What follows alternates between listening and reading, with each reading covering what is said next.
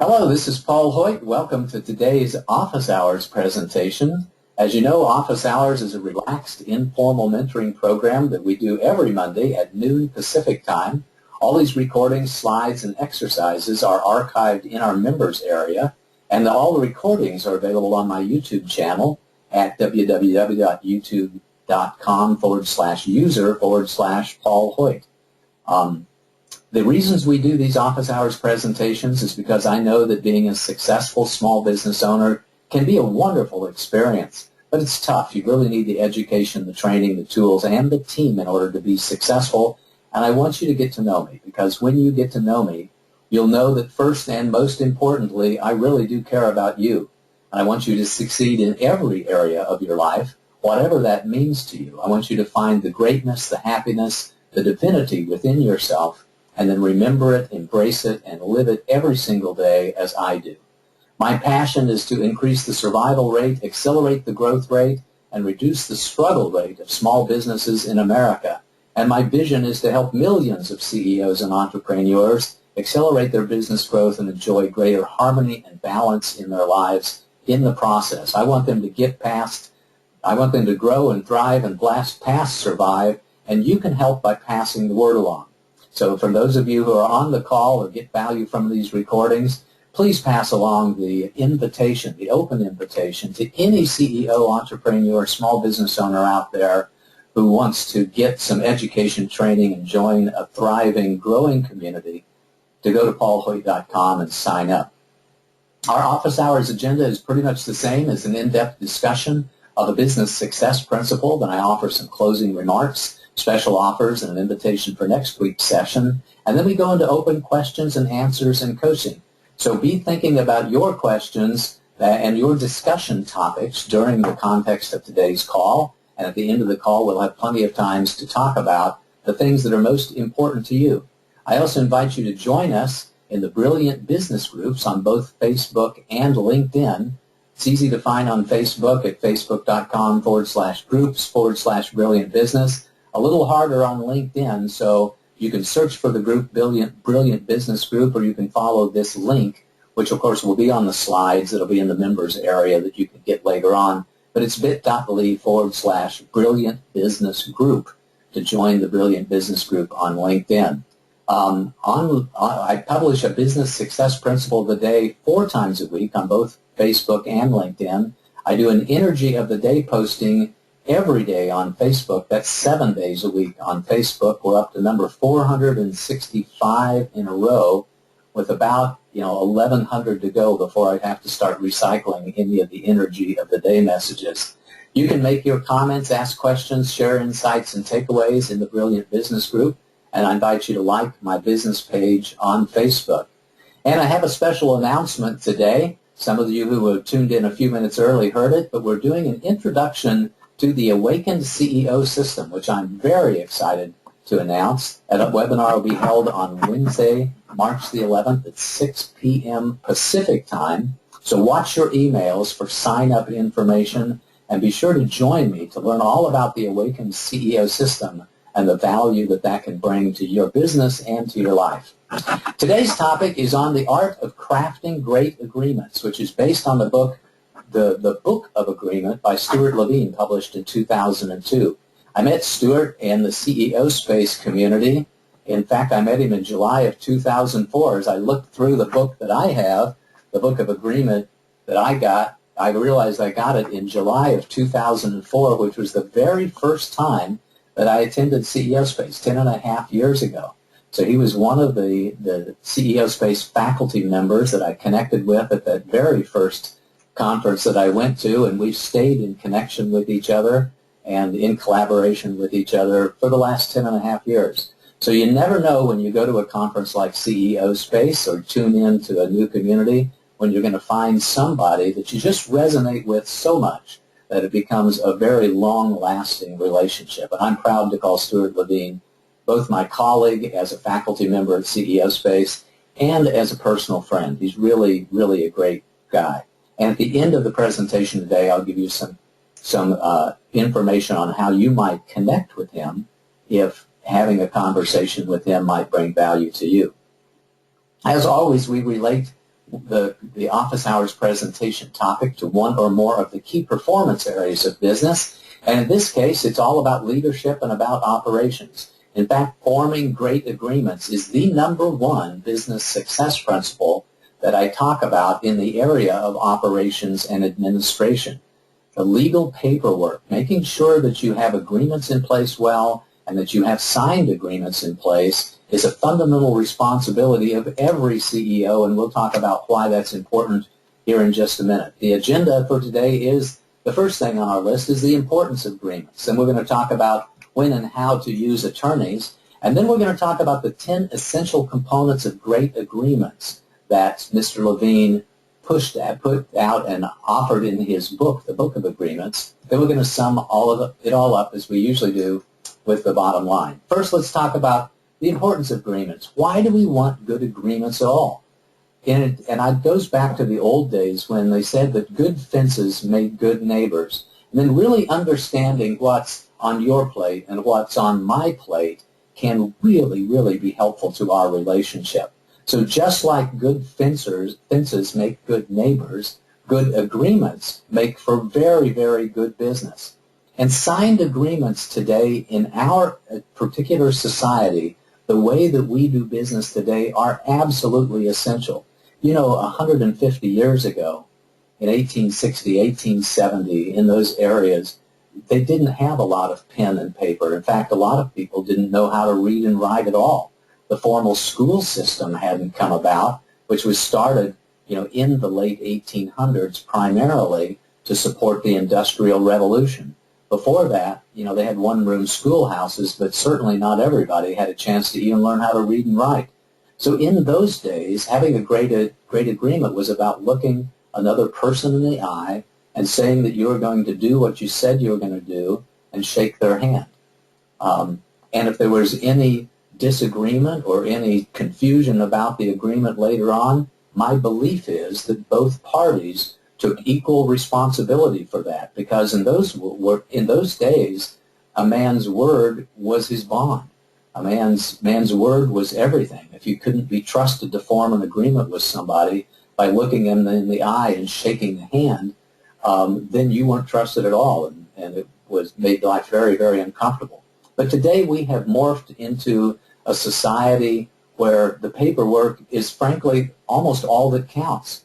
In a court of law, if you ever go, hopefully you don't, but if you ever have to defend an agreement or pursue or prosecute an agreement in a court of law, your word, what was said, makes very little difference whatsoever unless it's witnessed by a third party who is very reputable. It's really the written word, it's really the signed agreement that makes difference at all.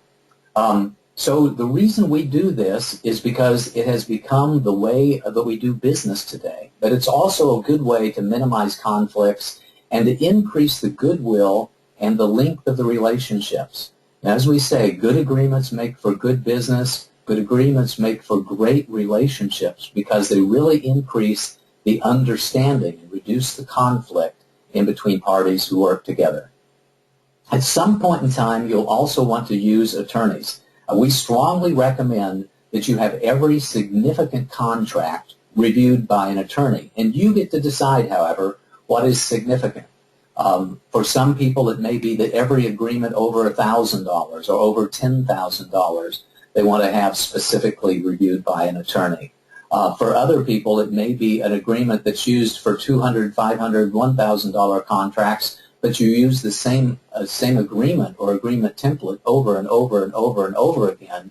So it amounts to all of your business, or many, many tens of thousands of dollars of your business are being validated and measured on the strength of a single agreement. So if that's the case, you certainly want to have an attorney review an agreement that's used for smaller issues because you're using them over and over again. The reason we use attorneys is primarily for risk mitigation and risk avoidance, to make sure that we have crafted a good agreement, to make sure that we're not signing up for something that we didn't intend to sign up for. And my advice to you is that you always work out the business terms first.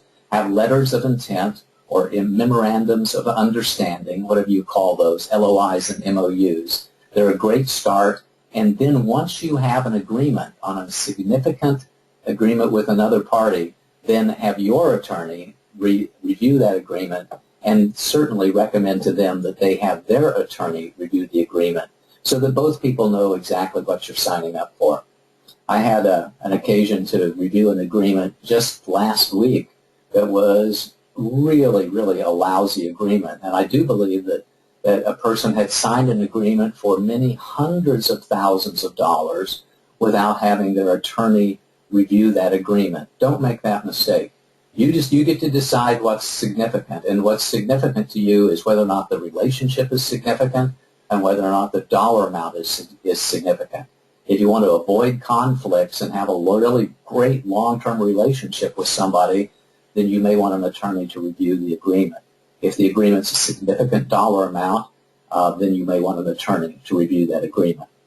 Let's jump in and talk about the 10 essential elements of agreement as defined in the book of agreement by Stewart Levine. I'm going to list these off, and then we're going to go after them one at a time.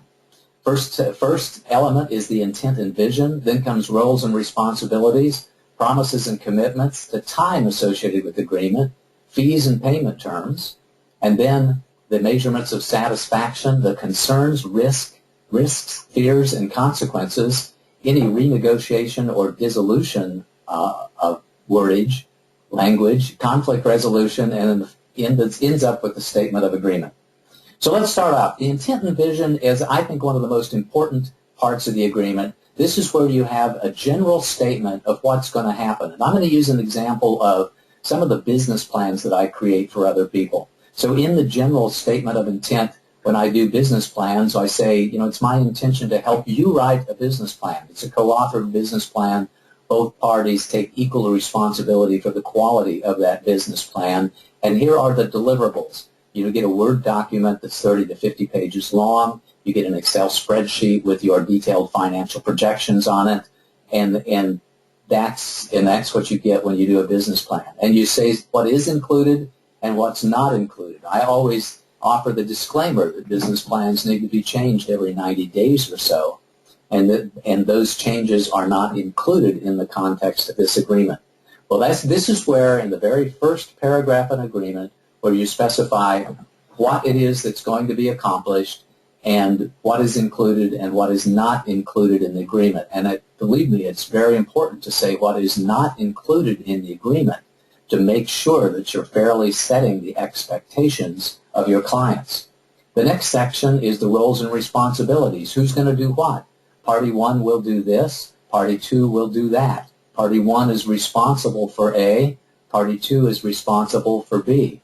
In the example of my business plan agreements, I always specify that we're going to work together to develop the strategic plan and work together to develop the financial models. Then I'm going to go write the first draft of the agreement, and we're going to work together for the next couple of revisions of the agreement.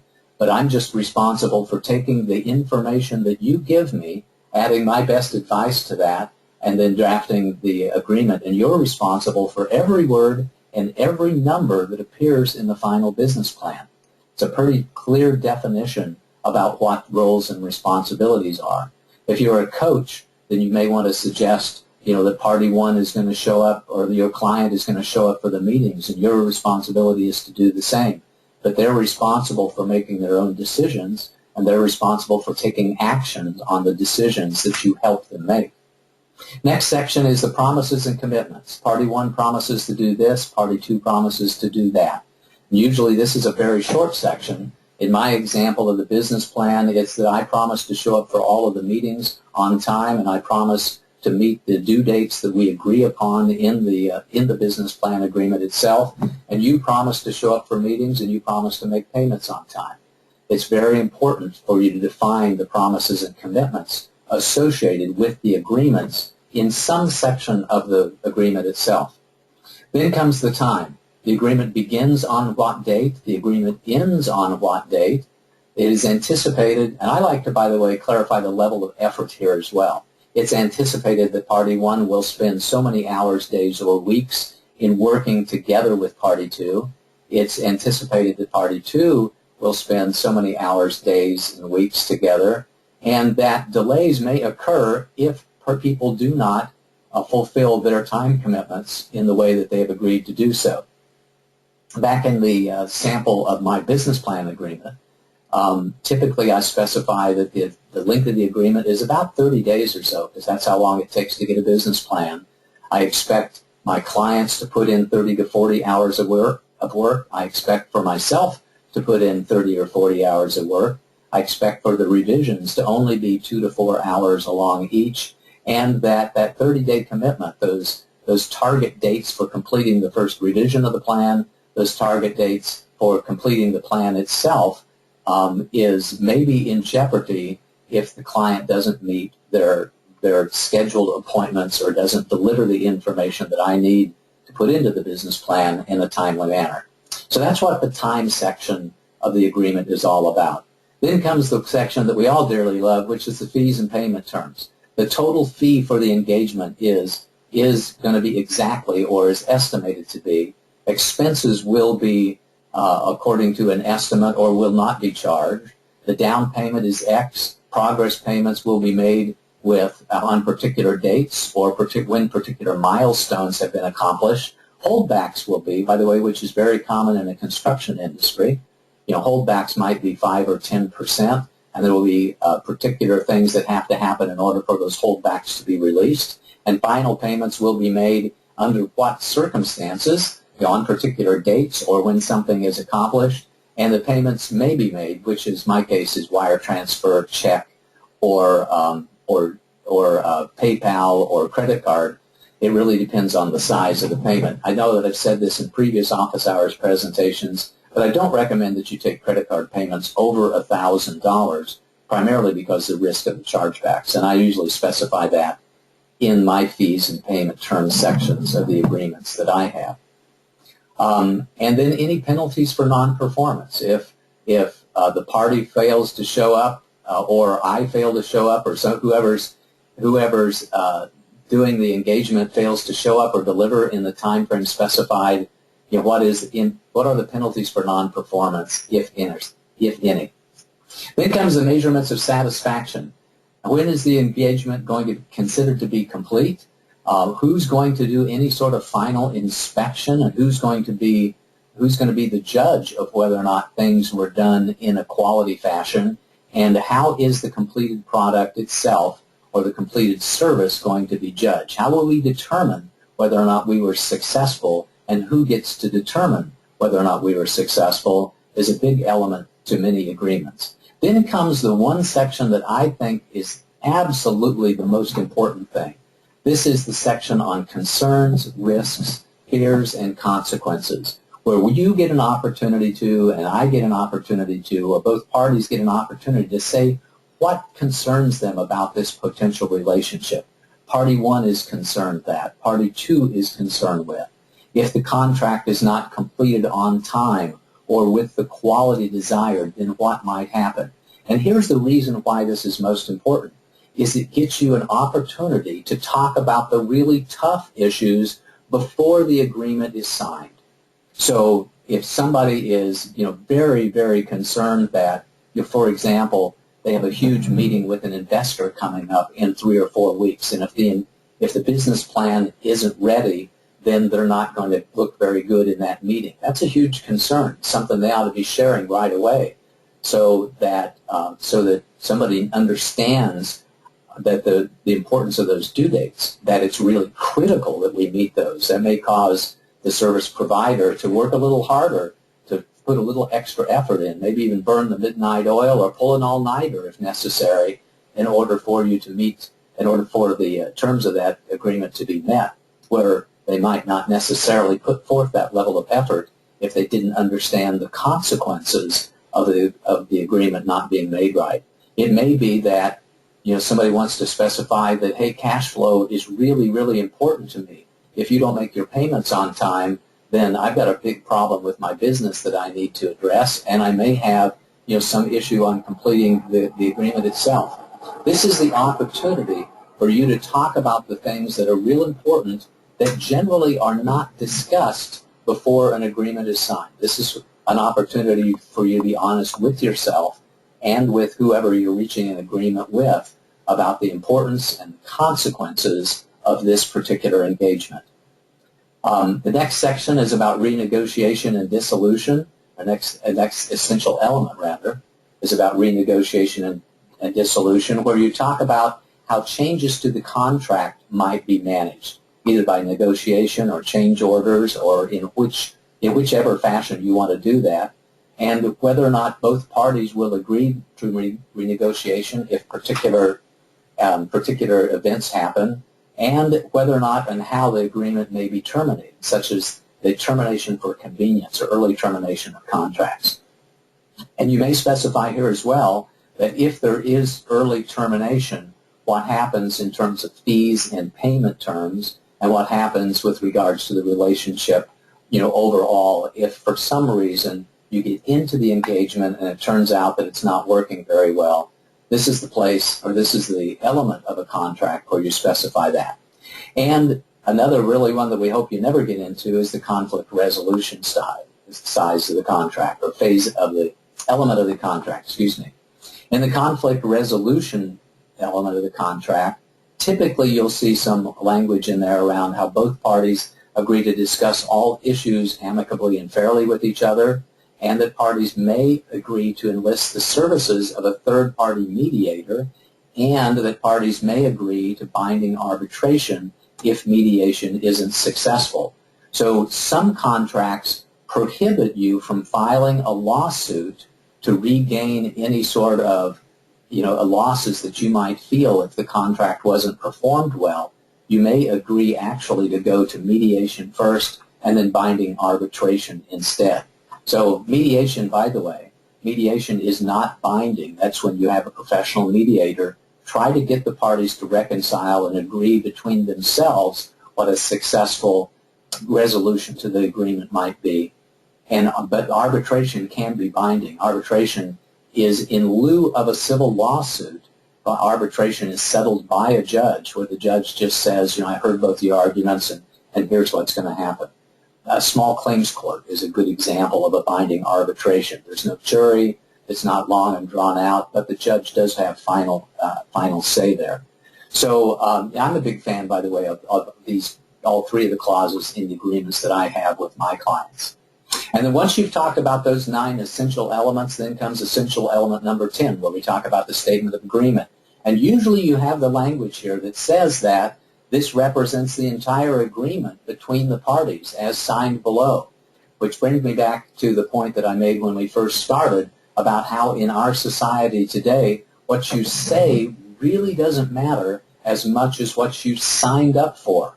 So you have to pay really close attention to the agreements that you have to make sure that people sign the agreements that you have, because in our society today, it's not what we talk to each other about that makes a difference. It is what we agree to in writing that makes a difference, especially on very large contracts. So those are the 10 essential elements of any agreements as defined in the Book of Agreement by Stewart Levine.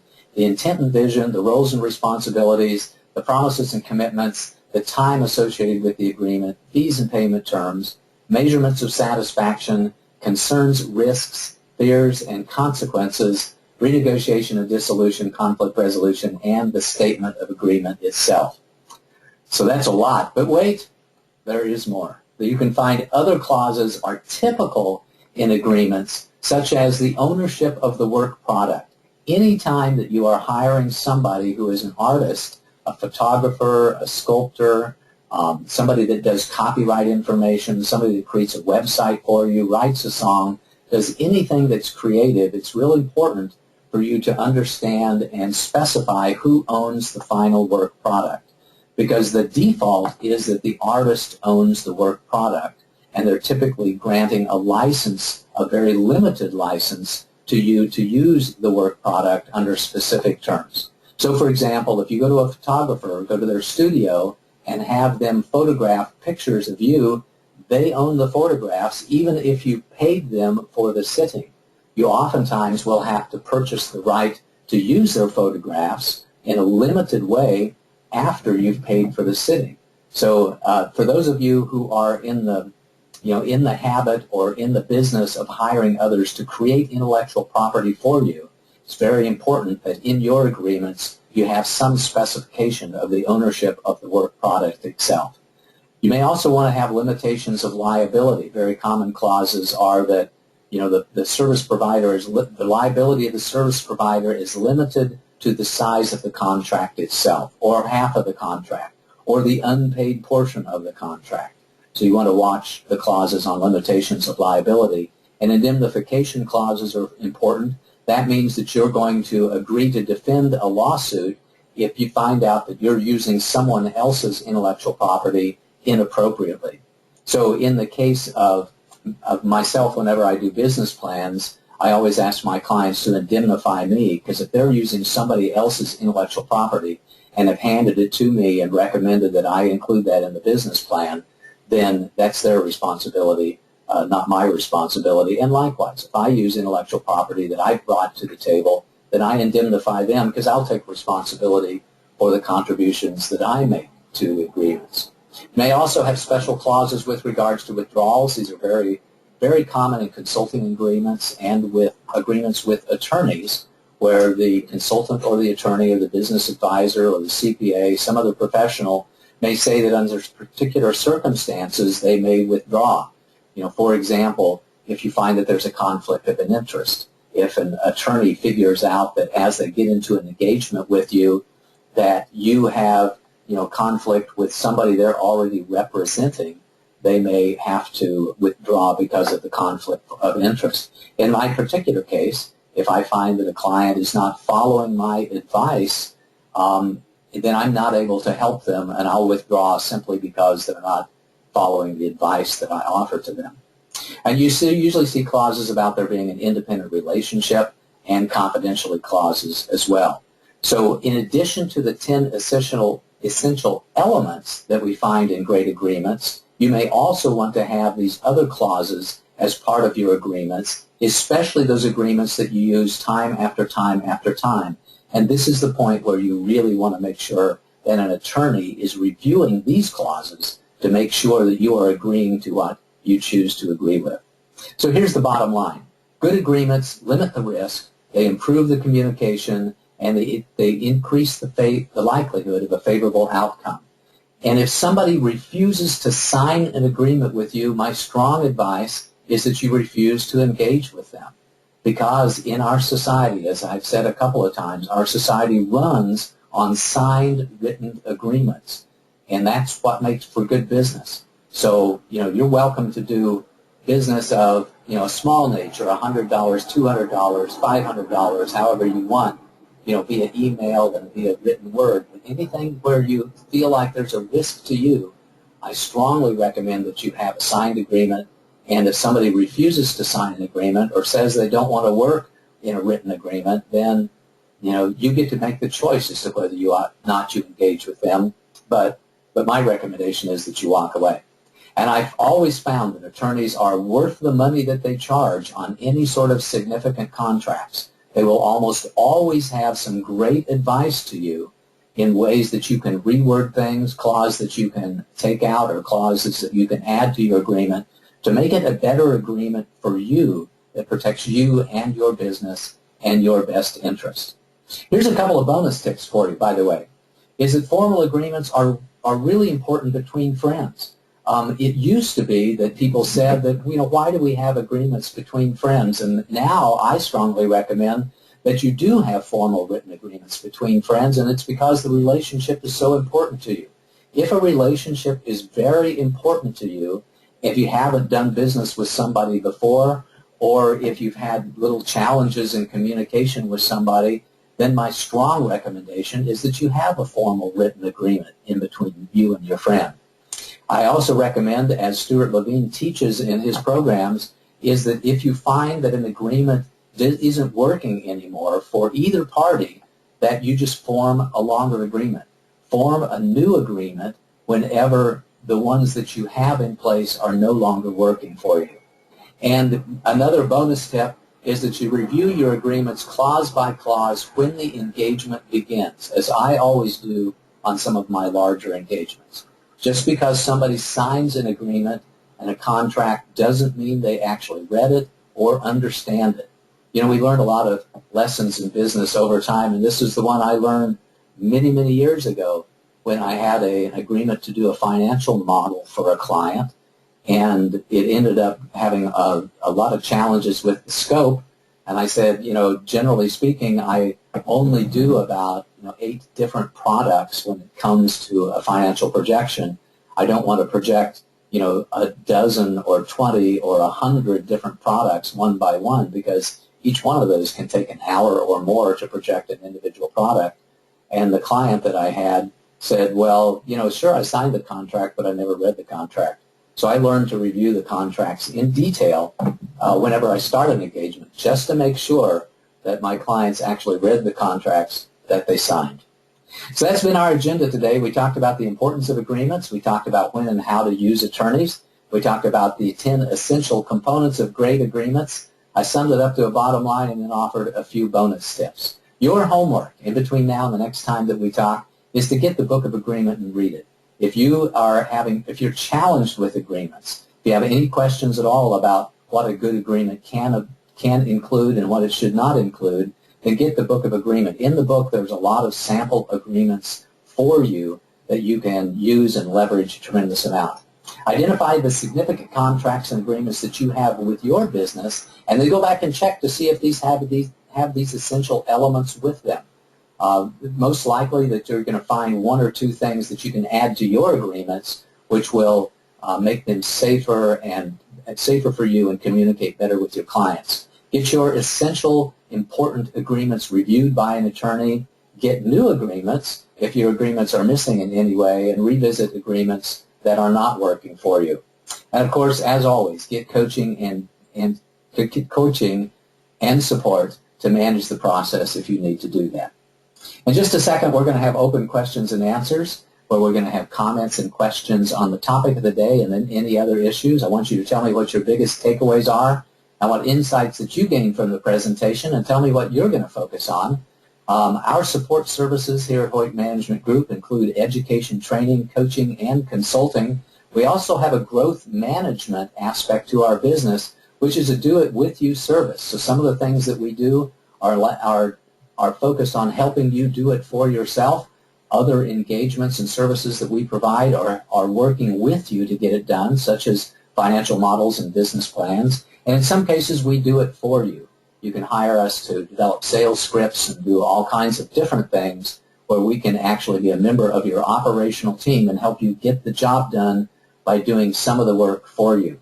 As a reminder, we're doing an introduction to the Awakened CEO system for those of you who are not only building the business of your dreams, but you're working to become the person that you've always wanted to be. Our introductory webinar is on March 11th. That's Wednesday at 6 p.m. Pacific time. You can call me for more information or watch your emails, because we'll be sending out email invitations here very shortly.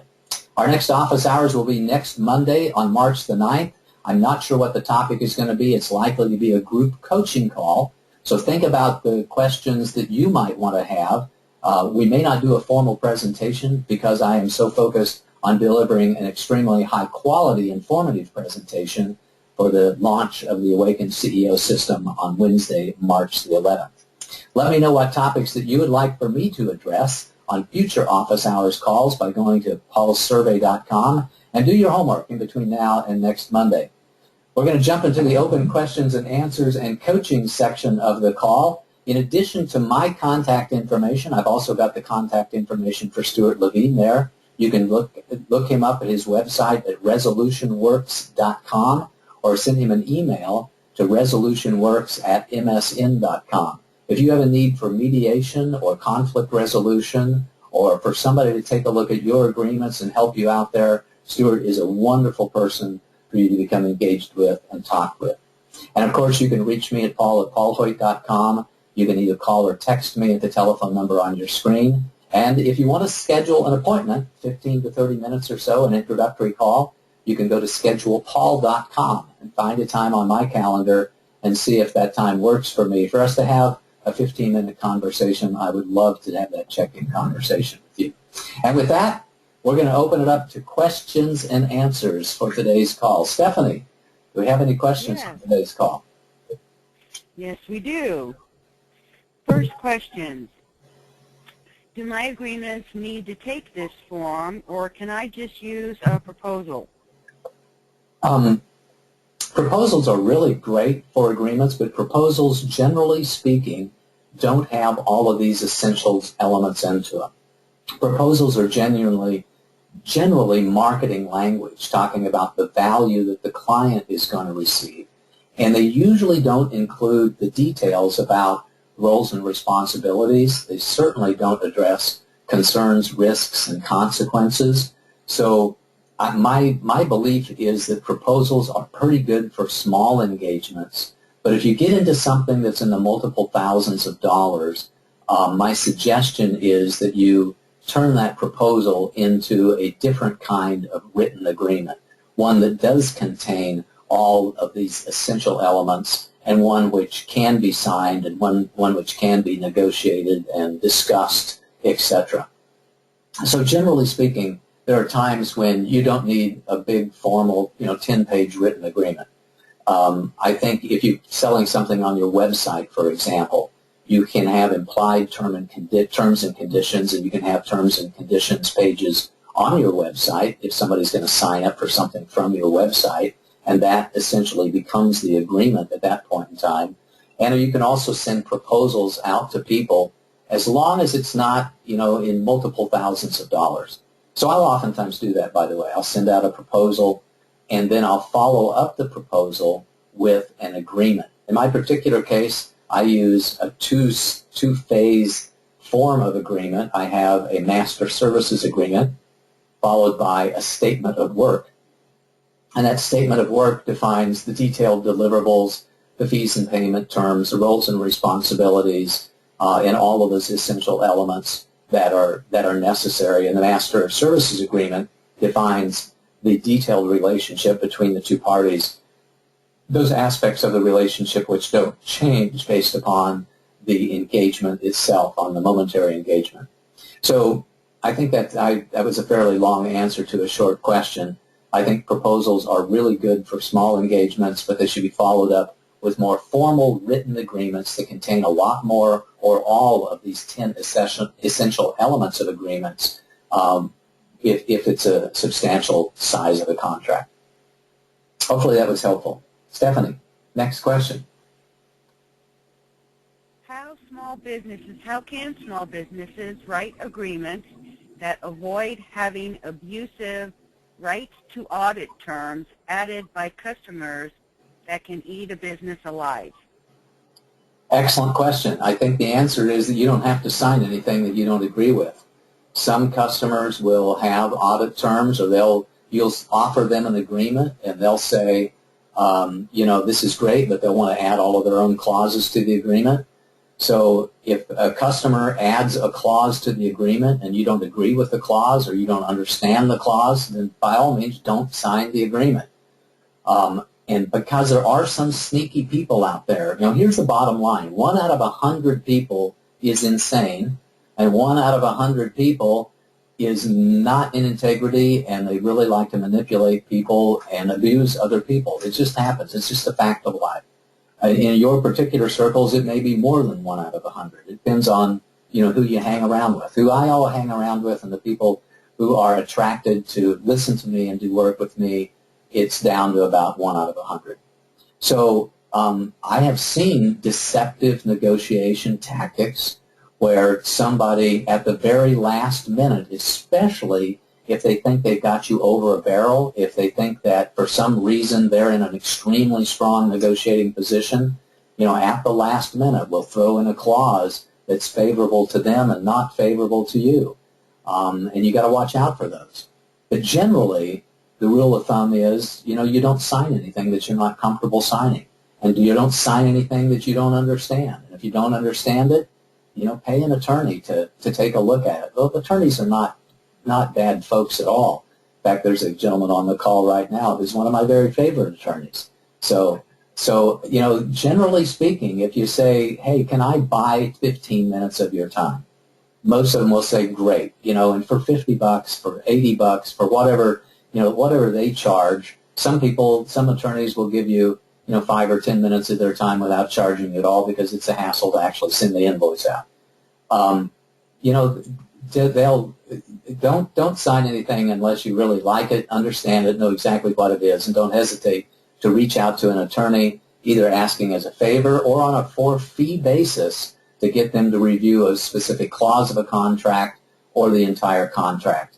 Come to think about it, it probably is a rare attorney that's going to advise you on a single clause without taking a look at the entire contract, because that clause may be affected by other portions of that contract too. So generally, don't sign it if you don't like it. Next question. Okay, second part to that question is how to write confidentiality clauses that can resist customer demands that each of your employees signs a private agreement with customers. Yeah, that I would defer that one to the attorneys. Generally speaking, the confidentiality clauses that I have, some of them are just a confidentiality clause in between companies. Occasionally, I see language in a confidentiality clause that says that the service provider, in this case me, is required to have a confidentiality clause with all of my employees and subcontractors as a portion of my agreement. And typically I do have confidentiality clauses with my subcontractors and my employees. And part of that clause says that any time that I enter into a confidentiality or a confidential agreement, I have a hard time with that word today, anytime I enter into a confidential agreement with a customer, that they will honor that agreement as part of the relationship that I have with them. But the bottom line is the same answer as before.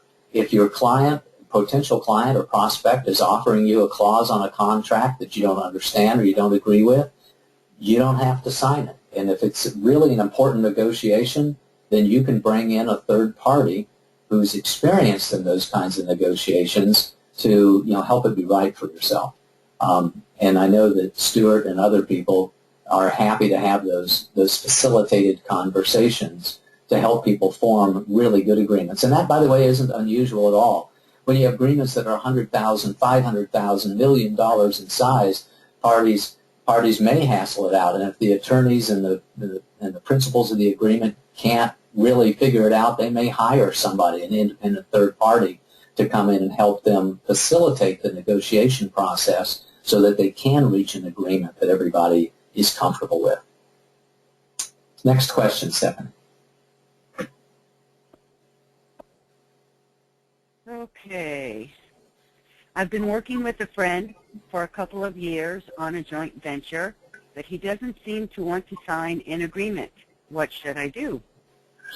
Wow, I think I've actually known a few of these situations where I've had that question, several times. And my advice is usually when you start to be uncomfortable, when you start to think that, hey, something doesn't smell right here, doesn't feel right there, then that's the time to either get them to sign an agreement or to walk away from the relationship. I know that's really painful to do, especially if you invested a lot of time in it.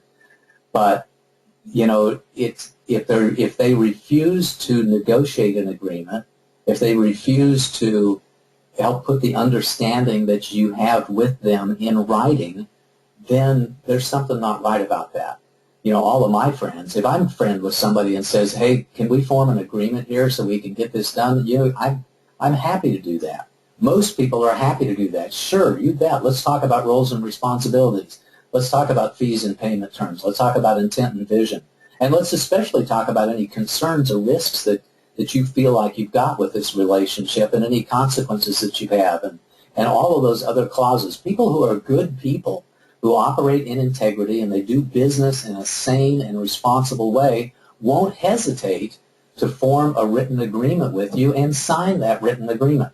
If somebody's hesitating, it's either because they're extremely inexperienced and they're really afraid of committing to anything, or that they are deceptive and manipulative, and you want to be cautious when you do business with them in the first place. So sadly, my advice to you is that if you've been working on something for the last couple of years and somebody refuses to sit down and formalize the agreement, then it may be time for you to walk away from that agreement. Next question. Okay. My relationship is just forming, and I don't expect to be able to put a firm agreement in place for a couple of weeks. What advice can you give me? And this is really a nice segue from the previous question to the advice is form an initial agreement. Write something down, in the email or on a piece of paper and get somebody to sign them. Hey, here's our agreement for the next couple of weeks. For the next 3 or 4 weeks, I'm going to do A, B, and C. I expect you to be D, and F. I expect or don't expect to get paid for this. And in 3 or 4 weeks, then we're going to define and negotiate a much more formal and long-lasting and comprehensive agreement. So you can have an agreement that specifies actions and roles and responsibilities for the next few weeks, and then have a different agreement. Remember what I said somewhere in the context of today's presentation is if you have an agreement that is coming to an end or an agreement that isn't working anymore, then it's time to form a new agreement. So that's what I would recommend, is to say, hey, I know it's a little bit early for us to form a long and let's say complex agreement, but why don't we agree to A, B, and C for the next few weeks? Suggest that. Put it in writing. Put it in an email. Put it somewhere where you're open and honest about your desire to form a more specific agreement and the time frame in which you want to form that agreement, and with a recognition that now's not the time to form that agreement, and so that you have an agreement. You got an agreement for the next few weeks. It's an initial agreement with the intention of forming another agreement, at the end of several weeks. I think that might work extremely well for you. Next question or comment. Do you have any recommendations on how to better phrase a termination fee clause in an agreement? I'm asking because it's baffling since they are the ones who signed the design contract to begin with after going over all after going over all the T's and C's. I'm going to defer that to my attorney friends. You can just Google or search on the internet for terminations for convenience or early termination clauses in agreements. And generally, by the way, I don't recommend that you just arbitrarily get clauses or entire agreements off the internet without having attorney review. Because, if you don't understand the legalese, you can really get yourself in trouble. So I'm going to defer to the attorneys on that. With the other advice is that you don't kind of create your own contracts from scratch. I remember early when I was in business for myself, I thought it was a good idea to go online and try to find independent consulting agreements, and I found like 10 or 15 of them, and then I tried to get my own independent consulting agreement that turned out to be 7 or 8 pages and had every clause under the sun into it, and it frankly didn't work for me, and it was a bad idea. So, I learned my lesson, and that lesson then was you can take a look at sample agreements on the internet, but that doesn't mean that you're a lawyer. If it's an important agreement, then make sure that you have the business terms defined in terms of letters of intent and memorandums of understanding, but go to an attorney for the very specific clauses to protect you. And if you already have an agreement in place, which I think this question alluded to, and you wanted to add a termination for convenience clause, then you may be out of luck. It just may be a matter of trying to negotiate a fair settlement with somebody and saying, hey, this isn't working for us. It's clear that this isn't working, or you're out of scope in some way, and having an open and honest discussion with them about wanting to be back into balance. That's, by the way, is one of the most important things that you can learn to say, is to look somebody in the eye and say, hey, I think we're out of balance here, that this relationship just, isn't quite working the way that I wanted it to work. And I'd like to talk to you about ways in which we can get back into balance and I can feel better about our working relationship. That's a tough thing for a lot of people to say, but it's something that I recommend that you learn to say over time, is to hold your hand up, stick up for yourself and say, hey, I'm a little bit out of balance here. I'd like to have a conversation with you about getting back into balance. Next question. I have 12:54, so we got time for a couple more. Have you discussed the need for small businesses to not just have adequate errors and omissions insurance, but to also have a limit of liability, such as not more than fees paid? No, I don't know that I've really talked about that. It is a good practice for you to have errors and omissions insurance, especially if the things that you do can be considered to do great damage to another company. So if you're making a product, for example, products and services are slightly different. I think errors and omissions are much more important with products than they are services. But if you are providing services to people, be sure you understand what you need to do to offer appropriate disclaimers, to offer appropriate limitations of liability clauses, and in other words, limit your loss and your risk whenever you do contracts with other people. Again, I would defer to the attorneys for the specifics of any sort of limitation of liability clause. And my belief is if you have errors and omissions insurance, a lot of time that insurance may even specify that you have to include specific clauses in your contracts. So you may want to watch real carefully the terms of the errors and omissions insurance that you have. Hopefully that was helpful. I don't have a lot of experience with errors and omissions insurance. I've had that in the past for my company, but I do have limitations of liability clauses in my agreements, which are primarily in the master services agreement, and specify that the limitation of my liability is the size of the individual statement of work itself.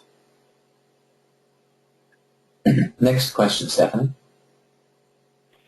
Is an email contract okay? Does it need to be signed? I think for small agreements, emails are far better than no agreement and far better than just, having a conversation. To document it in email is far better. It's extremely rare in an email that you have, more than just a few of these essential elements. You might have an email that says that, yeah, we're going to have a coaching relationship, and it's generally going to cost, $300 an hour, and we agree that it's going to last, the next 6 or 7 weeks.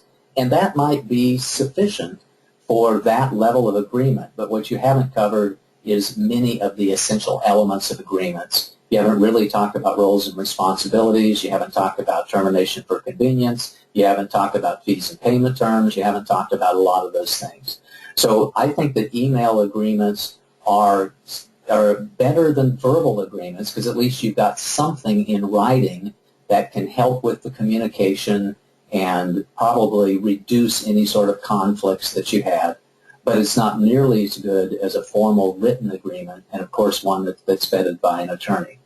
Now, as it turns out, that email, if it's hosted by a third party, like a Gmail account, a Hotmail account, an MSN account, a Yahoo account, an AOL account, if it's hosted by a third party, then those emails are discoverable and can be brought into evidence, in a court of law. So, and when they're discovered, there's a lot of information about, who did the email and what IP address and what date and time and those sorts of things. So, their emails are a little tougher, a little more capable of defining an agreement than most people think that they are. So don't do anything on email casually, because essentially anything that's ever written down on email or anything that's ever posted on the internet is there for all time and is cast in concrete.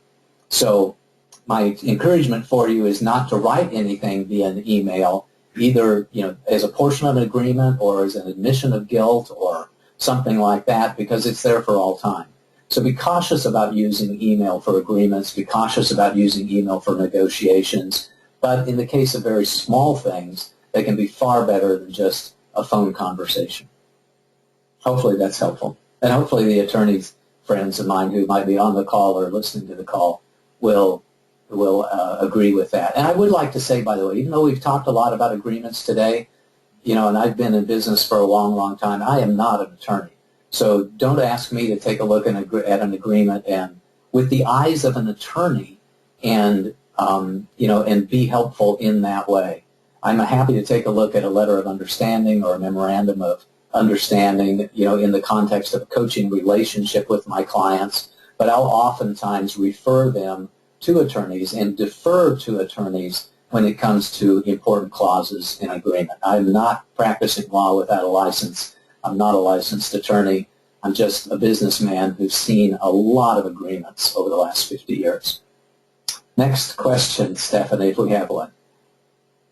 We actually have a comment from your favorite attorney. Okay.